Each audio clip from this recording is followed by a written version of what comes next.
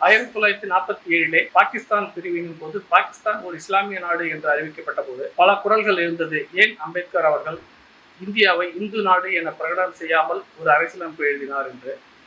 அப்போது சில பத்திரிகையாளர்களுக்கு அவர் கொடுத்த பதில் என்னவென்றால், பிற மதங்கள் பிறர்களால் தோற்றுவிக்கப்பட்டது, எனவே அதற்கு ஒரு பெயர் இருக்கிறது.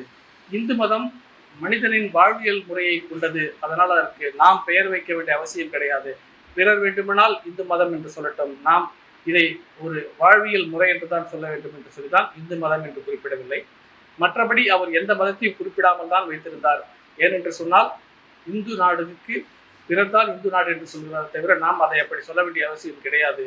இந்தியா ஒரு இந்து நாடு தான் என்பதை அவர் வலியுறுத்தவே தான் அந்த வார்த்தையை அவர் அரசியலமைப்பு முகப்புரையிலே குறிப்பிடவில்லை. ஆனால் அதன் பிறகு அரசியல் காரணங்களுக்காக சில அரசியல் கட்சிகள் மத சார்பற்ற என்ற வார்த்தையை புகுத்தி நாட்டை பிரிவினவாதத்திற்கு வழிவகத்தை செய்து கொண்டுதான் இருக்கிறது. ஆகவே அம்பேத்கர் இந்து மதத்தை மிகவும் ஆதரித்தார். அவர் இந்து மதத்தில் இல்லை என்ற சில பேர் கருத்து வருகிறது.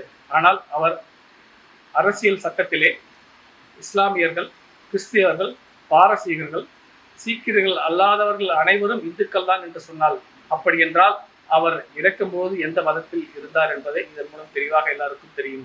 எனவே பிரிவினைவாதிகள் வாதங்களை அவர்கள் பிரிவினைவாதத்திற்கு வேண்டுமானால் பயன்படுத்தலாமே தவிர அம்பேத்கரை என்றைக்குமே பிரிவினைவாதத்திற்கு பயன்படுத்த முடியாது.